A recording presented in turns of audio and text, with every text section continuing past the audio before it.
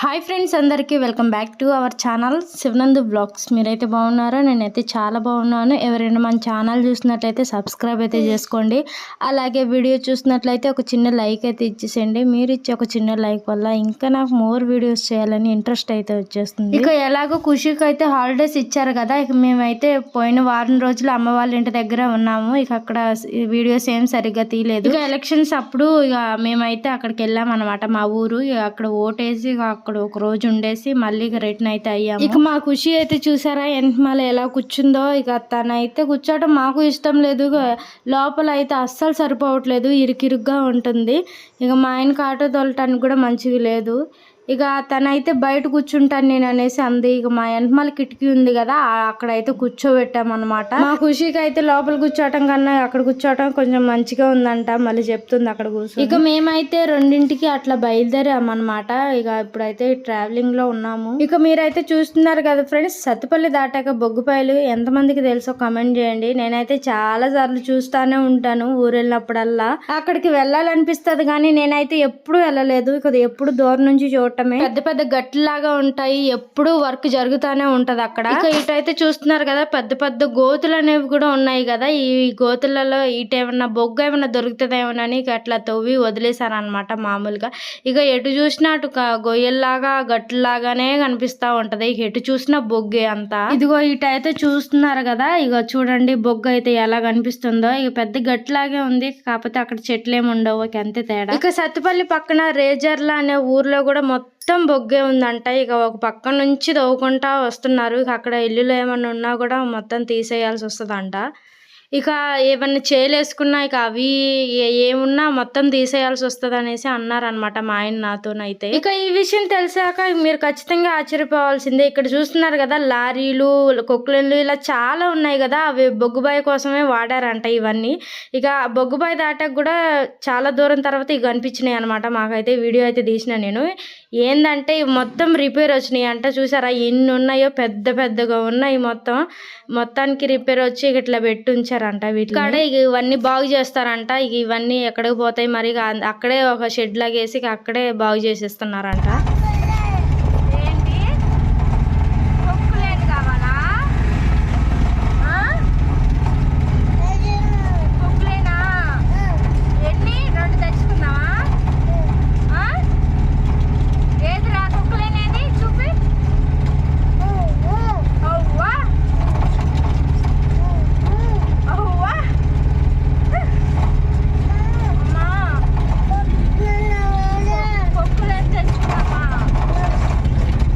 ఇక రాజమండ్రి నుంచి సూర్యాపేటకి అయితే హైవే వేస్తున్నారంట. ఇక ఇక్కడ చూసారా, దానికి సంబంధించి వర్క్ అయితే ఎలా జరుగుతుందో చాలా ఉన్నాయన్నమాట ఇక్కడ దానికి సంబంధించినవి. ఇక ఈ చెట్లు అడ్డం ఉండటం వల్ల సరిగ్గా మీకైతే ఏం కనిపించట్లేదు.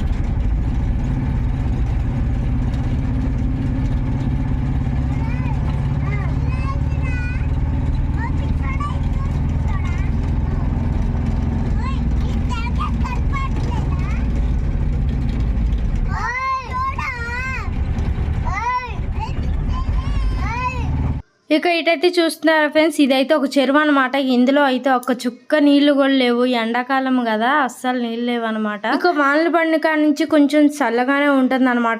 ఒకప్పుడు ఎప్పుడన్నా ఒకసారి ఎండ అయితే వేస్తుంది, కానీ వానలు అయితే ఇప్పుడు అస్సలు పడకూడదు. రైతులు అయితే చాలా నష్టపోతారు కదా. ఇప్పుడైతే మామిడిపళ్ళు సీజన్ కదా, గాలిదుమ్ములు గట్ల వానలు గట్ల వస్తే ఇక తోట అంతా ఆగమైపోతుంది కదా. ఇక ఫైనల్ గా అయితే తిరుగురు దగ్గరికి అయితే వచ్చామన్నమాట. ఇక అటు అయితే వాన పడుతుంది అనుకుంటా. ఇక మబ్బు అయితే బాగా నల్లగా ఉంది అసలు.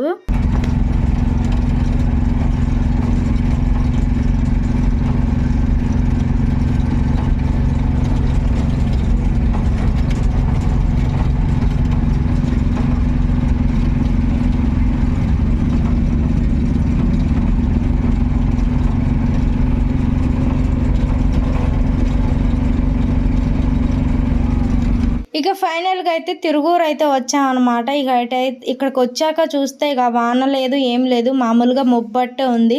నేనైతే ఇందాక వాన పడుతుందేమో అనేసి అనుకున్నాను.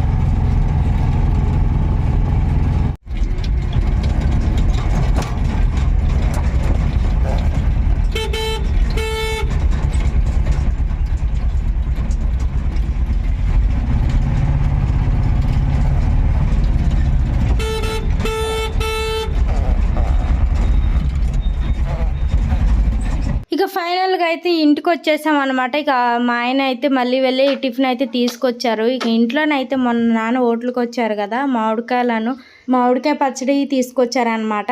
ఇప్పుడైతే టిఫిన్ చేస్తున్నాం. మళ్ళీ నెక్స్ట్ వీడియోలో కలుద్దాం. బాయ్.